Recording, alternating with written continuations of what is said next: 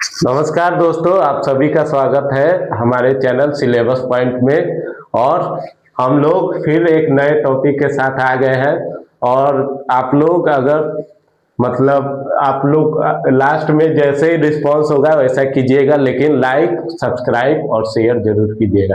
तो चलिए, मेरा नाम है सीतेश सर और शुरू करते हैं अपना टॉपिक। चलिए,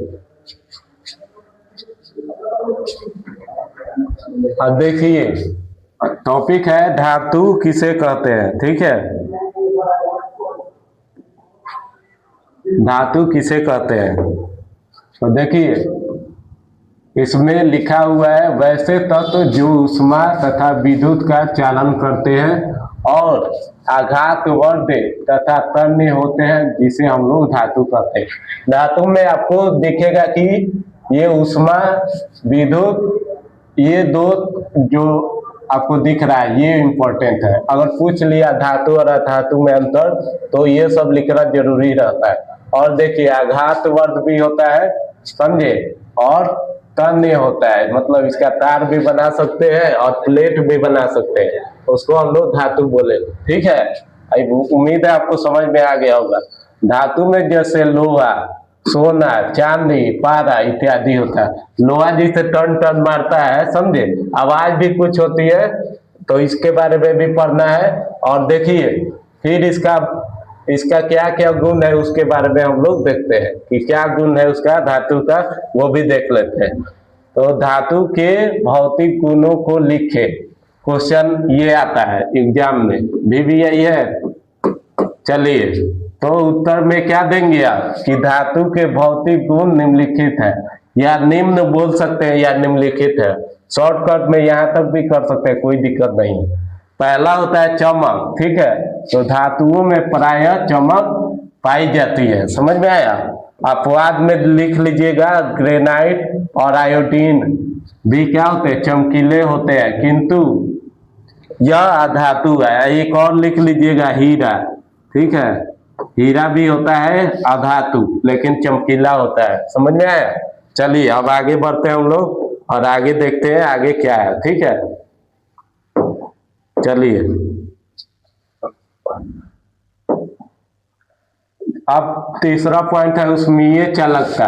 तो धातुएं क्या होते हैं, प्रायः उष्मा के चालक होते हैं। समझे, जो उष्मा है, उष्मा मतलब हीट के चालक होते हैं। अगर आप इसको हीट कीजिएगा, लोहा को एक साइड, तो ये एक साइड हीट किए तो दूसरे साइड भी आपको हीट का फील होगा, क्योंकि हीट ट्रांसफर हो जाता है यहाँ से यहाँ तक। इसके कारण आप जल भी सकते हैं। समझ में आया। इसीलिए लोग ग्लव्स लगाता है या सेफ्टी ग्लव्स कोई लगाता है। समझ में आया। चलिए, अब देखिए, जैसे चांदी और तांबा उष्मा के सबसे अधिक अच्छे चालक होते हैं। ठीक है, ये याद रख लीजिएगा, ये एक नंबर का सवाल है। समझ में आया। लेड एवं पारा उष्मा के सबसे कम चालक है, ये भी सवाल आ सकता है आपके बोर्ड में। समझ में आया।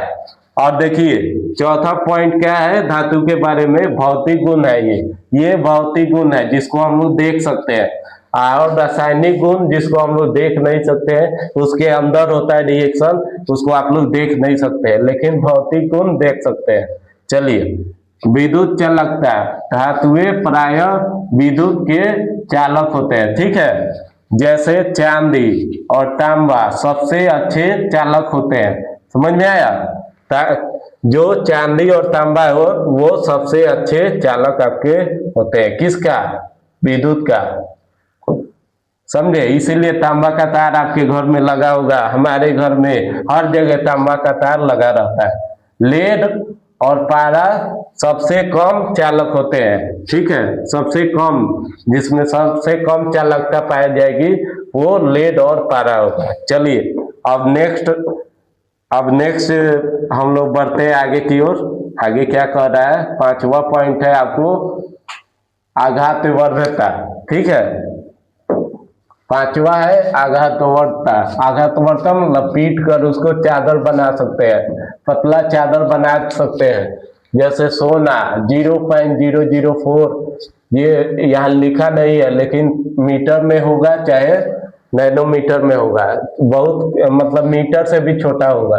चलिए चांदी एल्युमिनियम सेंटीमीटर हो सकता है, ये समझ में आया। चलिए तन्यता क्या होती है, तो धातुओं में उपस्थिति वैसा गुण जिसके कारण उसे खींच कर तार बनाया जा सकता है। तन्यता मतलब तार, तो आ रहा है ना, मतलब तार इसका बनाया जा सकता है, समझ में आया।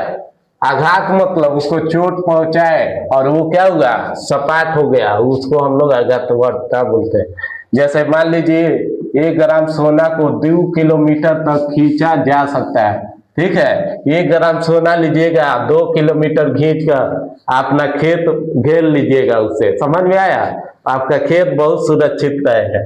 चलिए अब चांदी एल्युमिनियम तांबा अपवाद में विषमत है, ठीक है। अब अपवाद में कौन आएगा, विषमत, और ये सब आएगा आपके, इसका हम लोग तार हम लोग बना सकते हैं, समझ में आया। आप लोग खेत में क्या कीजिएगा, इसका तार लगा दीजिएगा, इलेक्ट्रिक से जोड़ दीजिएगा, उसके बाद क्या होगा कि आप आएगा जो भी वो आपको खुशखबरी देके जाएगा। चलिए 7 नंबर होता है ध्वनि, मतलब धातु क्या करते हैं, एक विशेष तरह का ध्वनि निकालते हैं, ठीक है, ध्वनि उत्पन्न करते हैं, क्यों, क्योंकि वो कठोर होते हैं, समझ में आया। चलिए इसके आगे बढ़ते हैं और देखते हैं आगे क्या है। अब देखिए धातुओं में स्वतंत्र इलेक्ट्रॉन पाए जाने के कारण उसमें ध्वनि गुण भी उत्पन्न होते हैं। अब 8वां पॉइंट है द्रव्यनांक एवं कथनांक, ठीक है। सुनिए इसमें आप 5 पॉइंट भी लिख सकते हैं तो नंबर आपका आ सकता है, ठीक है, लेकिन इतना पॉइंट है जितना हम बता दे रहे हैं, इसमें आप 5 केवल याद कर लीजिएगा। चलिए धातुओं के द्रव्यनांक एवं कथनांक सबसे ज्यादा होते हैं, उच्च होते हैं। सोडियम और पोटेशियम अपवाद में है, ठीक है, क्योंकि ये निम्न ताप पर क्या करते हैं, पिघल कर उबलने लगते हैं। गैलियम और सीजियम के द्रव्यनांक बहुत ही निम्न होते हैं, मतलब बहुत ही कम होते हैं, समझ में आया। अब देखिए उसके बाद हम लोग बढ़ेंगे आगे की ओर, आगे क्या कह रहा है देखिए। और 2 ऐसे धातु जिन्हें हथेली पर रखने पर मात्र से पिघल जाते हैं, ये 2 धातु है सीजियम और गैलियम। अब देखिए आगे बढ़ते हैं।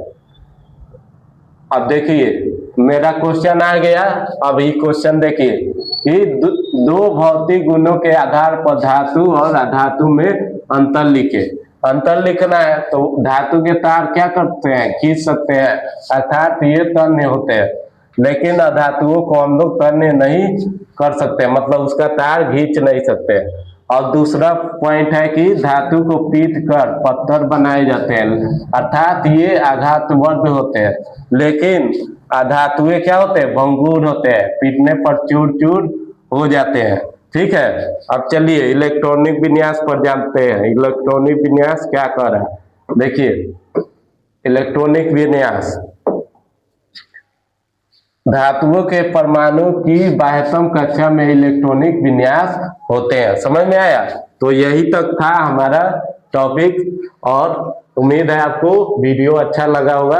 अगर अच्छा लगा होगा तो लाइक कमेंट और शेयर कीजिए और मन लगा के पढ़ाई कीजिए। तब तक मिलेंगे नेक्स्ट वीडियो में। जय हिंद, जय भारत और वंदे मातरम।